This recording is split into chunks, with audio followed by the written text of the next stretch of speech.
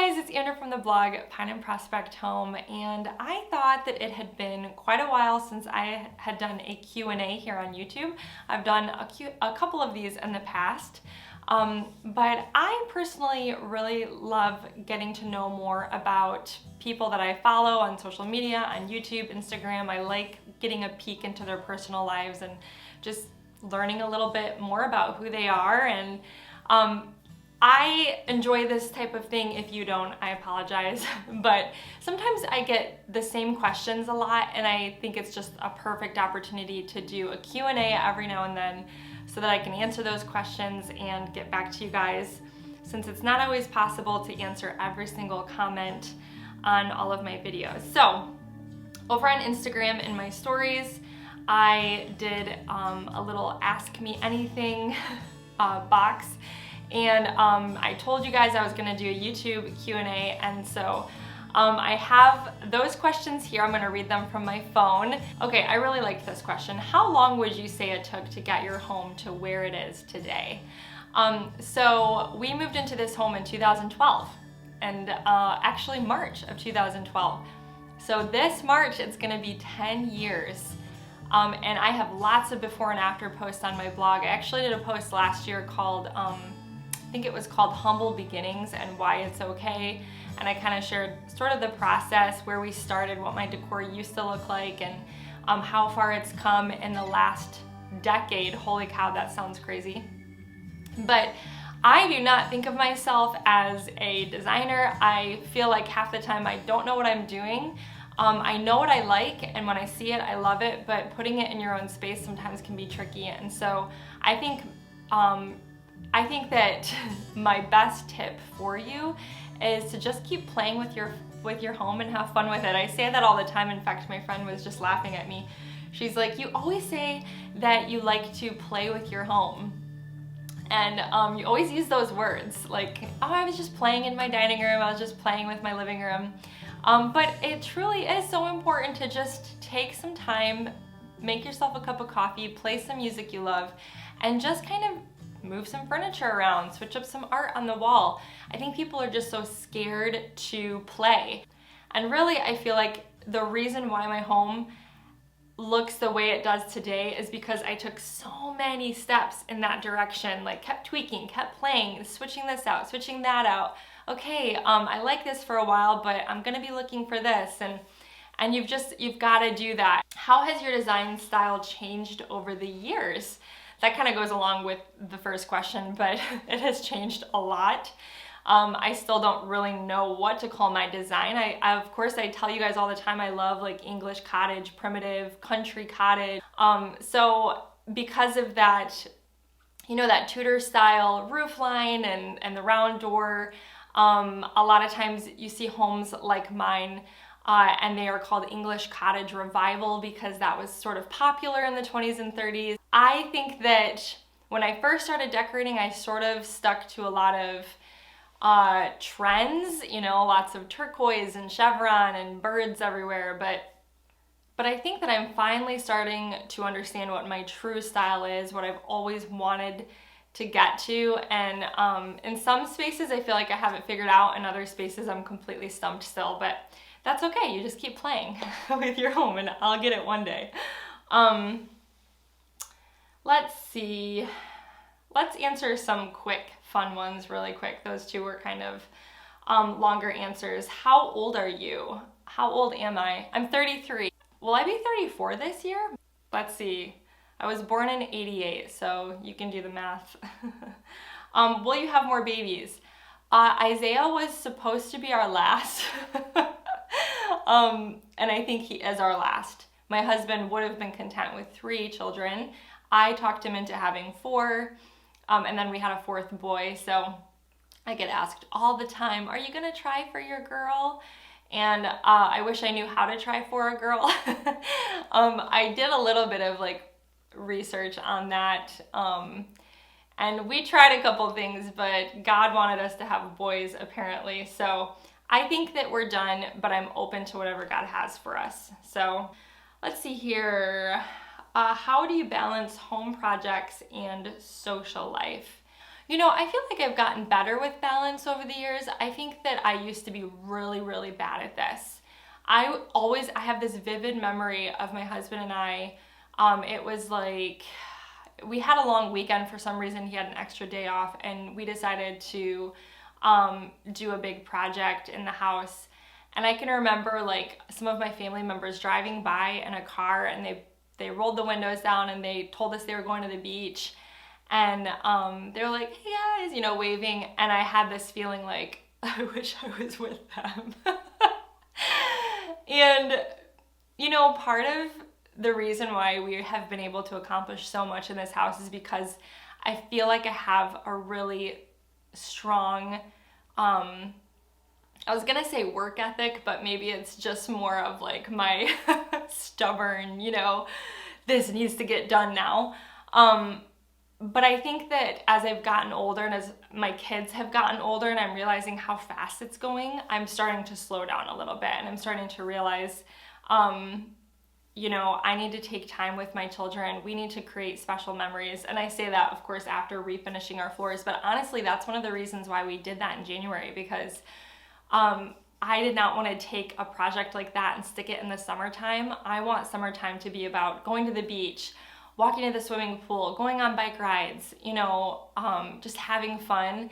And so I think that I've gotten better with balancing social life with projects, but it used to be a real weakness of mine. I think just taking breaks and knowing like when you need a break and listening to your body and kind of paying attention to what your family is feeling. Especially my husband does so much of the work around here. When I come up with an idea and I show it to him, I kind of get a feel for his response, if he's ready to tackle it, or if he's like, babe, seriously, can we just take some time? Then I totally listen to him. I don't push and, nag and beg. I'm just like, okay, that's fine. Yeah, you're right. We probably need to take a little break. So I hope that answers your question. What baby wrap do you have? Okay, I have the boba.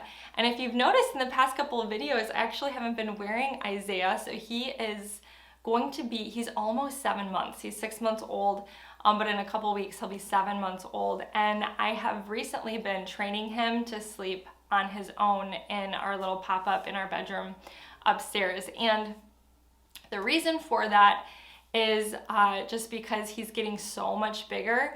And if I do want to do projects like cleaning, vacuuming, even just loading the dishwasher, he's just getting really heavy on me. And from what I've read, this is my first baby, you guys, my fourth baby, yes, but the first baby that I have ever tried the baby wearing thing with.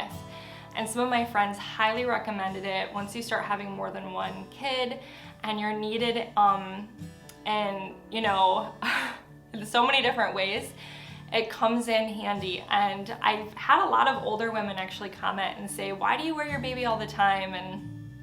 And when we were younger, we were told that they needed to self-soothe and you need to put the baby down and they need to learn to sleep on their own. And I agree with that to a certain point, but when they're newborns, when they're so little, I just have so many memories with my 3 older boys of having like a rough day where I would send my mom a text or a picture of me like rocking the baby. Like, I can't get anything done today. He's just not letting me put him down. It's been a tough day. Every time I lay him down, he wakes up. So instead of fighting that when they're newborns, just embrace the fact that they want to be held, they want to be close to you, and just give into that, and it makes your life a million times easier. Like, the first 6 months of Isaiah's life that was probably the easiest newborn I have ever had, because I didn't fight the whole like trying to rock him to sleep, trying to train him. I just put him in the wrap and he was with me, and I personally feel like it created a really special bond between us, just being like skin to skin all the time, and it like makes me a little bit emotional. I wish I had done it with my other boys, just because it creates such a close connection, and that time just goes so fast. Like, how did 6 months go by? I don't even know how that happened. even when I was training him in his crib, it was like a little bit emotional for me because I was like, oh my word, I just want to have him on me, but it was getting too difficult. He was really just getting so heavy. He's a big boy. So I don't know if that answers your question. To be honest, with baby wearing, that is something that was done for centuries, generations and generations. You see it in cultures all over the world. My boys and I were just studying Lewis and Clark, and we were reading about how Sacagawea had a 2-month-old baby, and she went, she traveled across the United States with these men, and the baby was strapped to her. And my sweet son, Ethan, he was like, Mom, she wore a baby wrap just like you do. This is what women did for years in order to get things done, to get things accomplished. They just put them in the wrap, they went about their day, and the baby eventually just falls asleep in the wrap, and it's soothing to them, being close to you. It's just like being in the womb. A lot of cultures refer to baby wearing as the 4th trimester because they're so used to that. They want to be swaddled and they want to be close to you. So I highly recommend it. I think that it was the most beautiful thing, and clearly, since I'm getting emotional about it, I loved it. But that sort of explains it. I hope that answers some question. I had the boba again. I loved that wrap. I'll put a link for you guys. But if you're an expecting mom, don't fight it. Just embrace it and stick that baby in the wrap, and you'll love every second of it. So, okay, let's see. There's some pretty random questions here. Is your sourdough starter on your blog? I'm looking for one. No, I followed my friend Lisa's recipe over on Farmhouse on Boone. Lisa's a sweet friend of mine. We've gotten together a couple of times for little blogging retreats, and she's like my go-to girl for all things natural. Her and her sister Laura are amazing. I've got questions here about my cast iron too, because I've been sharing a lot about cast iron in my stories on Instagram. And everything cast iron, everything essential oils, everything sourdough, a lot of times comes from those two girls. So they get all the credit for that. Do you have any plans to move? Do you have room to add on for future kids? I think, like I said, I think we're done having kids. If you've been here around here for a while, I should say, we are still working on finishing our basement. This whole front portion of our home has a basement, which is very unheard of in old homes. Usually it's just like a crawl space, or what they call a Michigan basement, which is just kind of part of the home is a basement and the rest is just sand. So we have this huge basement. Well, it's not huge because our home isn't huge, but you know what I'm saying. It's a good space, and we're working on finishing that. Lord willing, this summer my husband will be able to wrap up that project. He's been working on it this will be his 3rd year working on it. He just did not want to hire anybody. He said, we'll save thousands of dollars if I just do it myself and if we're just patient. So that'll be a great space for the boys. Our plan is for it to be like a family room, and then kind of move all their toys down there so that their bedrooms are just for sleeping. And just to have room to play, I think will be really great for them. So let's see, how do you treat your cast iron? Again, refer to Lisa on that one. She's got a whole post about that. Any future projects? Probably, like I said, the basement is the bigger project that I can think of, but some small ones. I'd really like to do some painting in the entryway and maybe paint out the trim to match the living room. Also, I'm thinking about maybe a nursery makeover, and I'm going to share my plans with you guys.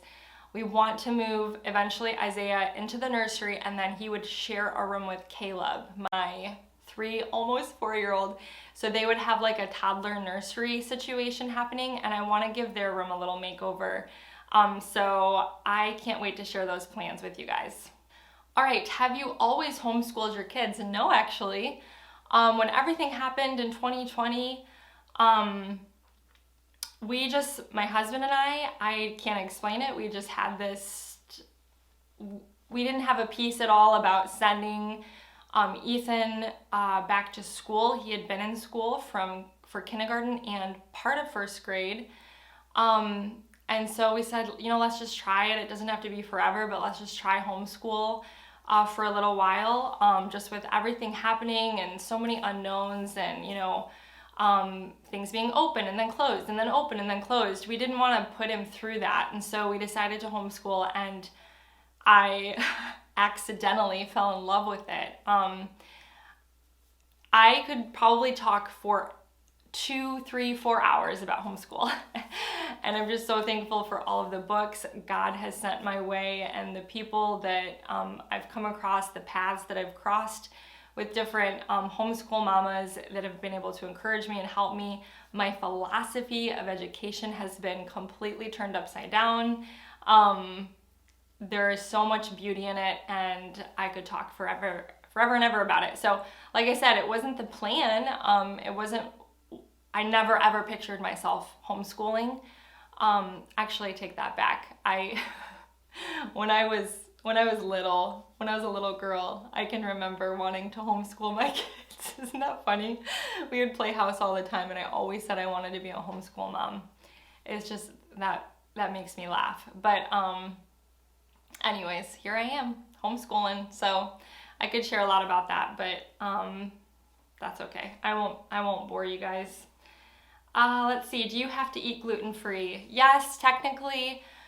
I had some tests done, and I have an intolerance to gluten, so I try to avoid it. But again, this is a deep topic, one that I've done a lot of research on, and I would like to get some more testing done, especially now that I know so much about gut health and what certain foods do to our gut, how we can make our guts healthy again. And so I try to avoid it for the most part. What time do you usually wake up in the morning to prepare for the day? In most cases, I try to wake up around 5:30. Sometimes I don't until 5:45, but I try really hard around 5:30. And the only reason I do that is because my kids are such early risers, and I need that alone time in the morning. I just need it. I need time all by myself with my coffee to pray, to read God's word, to just prepare for the day. And so I have always been an early riser. How do you do it all? 4 kids, homeschooling, home projects, YouTube, etc. I have a couple of videos about this, like about my schedule and kind of how I plan out my day. I think one thing to keep in mind is that because I am with my kids all day long, it's not this crazy rush in the morning where I'm like shooing them out the door at 7:30 to catch the bus. I'm with them, we eat breakfast together. Sometimes we cook breakfast together, and then we sit down and we have family devotions together, and then we get started on their language and on their math together. And so I don't have any guilt at all about taking an hour or 2 in the afternoon for myself to get some blog work done, because I'm with them so much. So that helps a lot. And I try really hard, like around 4 o'clock-ish, I'm done with work for the day, and I won't do any more of it until like the evenings once the kids are in bed. So I have a couple of like day in the life videos if you want to check those out. How do you manage to do anything with so many kids? I only have 3 and I'm really struggling. I don't know how to explain this, but with every kid, somehow I feel like it gets easier.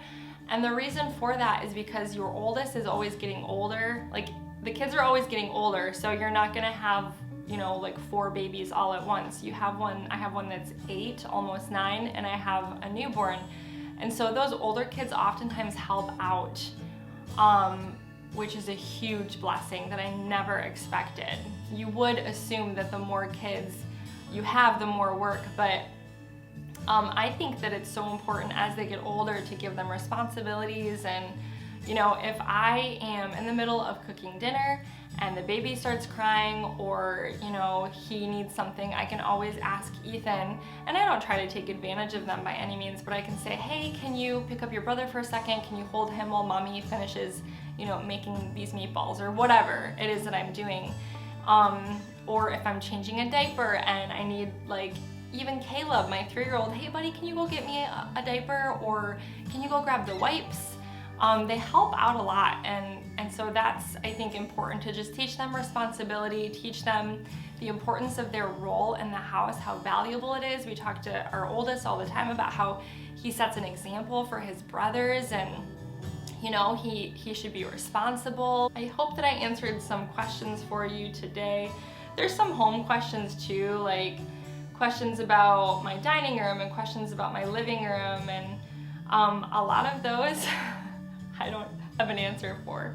I'm still playing with it all. So anyways, I hope this Q&A was fun for you guys. I hope it wasn't too boring listening to me ramble, but it's always fun getting on here and answering questions, and you know, hopefully you can get to know me a little bit more. But the sun is shining today, snow is melting off the roof line, and it just, it's making me so happy. I can't wait for spring. But if you are new here, I would love for you to hit that subscribe button, and I will talk to you guys next time.